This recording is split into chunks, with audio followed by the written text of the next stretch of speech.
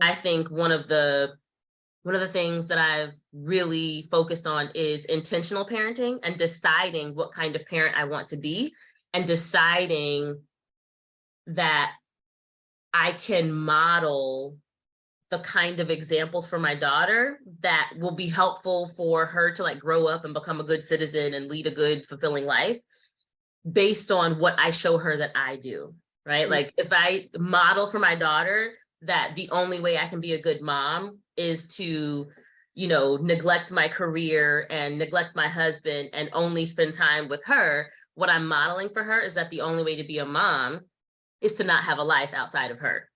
And that's not the message that I want her to learn, because if she grows up and becomes that kind of mom, it becomes a cycle that, women end up perpetuating. And I don't want that. So my brand of intentional parenting looks like me pulling her into life to show her this is what adulting looks like. Sometimes it's fun.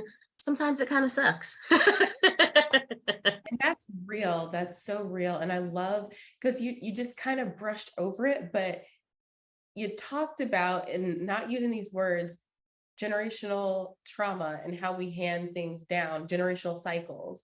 And so I love your approach to intentional parenting, and whether it's just showing your daughter what balance looks like or being very intentional in other aspects, which I'm sure you are, is one of the ways that we can ensure that we don't pass down these kind of learned behaviors that we don't even realize are affecting our ability to show up in our best way.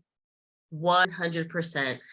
I remember my first few months of motherhood, just realizing how much I didn't know about motherhood. Not just how much, like as a kid, I had no idea what my mom's perspective was, right? And that just having a teeny tiny baby that belonged to me, all of a sudden, my perspective shifted. And I saw my mom and I saw our relationship as mother and daughter in a completely different light. And I went through a phase where like I would run into random women who were moms and I would just randomly thank them and be like, I had no idea. I'm so sorry. Thank you for all you do. They're like, what? Because I was just like, seriously, as a non-mom, I had no idea. Yeah. And now I have a little bit of an idea, and my baby's like 2 weeks old, right? So yeah, I have had so many aha moments where I'm like participating in maybe an argument. I try not to argue with my daughter because I don't like losing. She has amazing logic, and it embarrasses me when I lose an argument with her. But I have these moments, right, where I'm having conversations or debates, where I'm trying to just life, right, with my daughter, and we're not seeing eye to eye. We are not on the same page. And it's like I'll have a deja vu of a similar situation where I remember being in my daughter's shoes and my mom was in my shoes.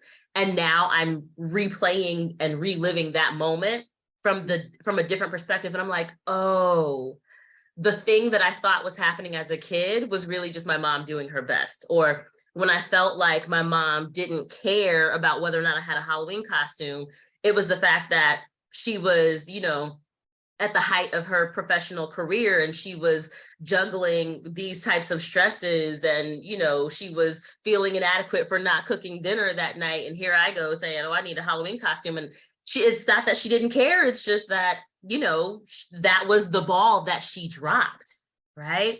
And so seeing it differently and experiencing differently gives me the ability to decide, what, instead of trying to like do all this stuff and make it look effortless, I'm going to show my daughter the kinds of choices that I make.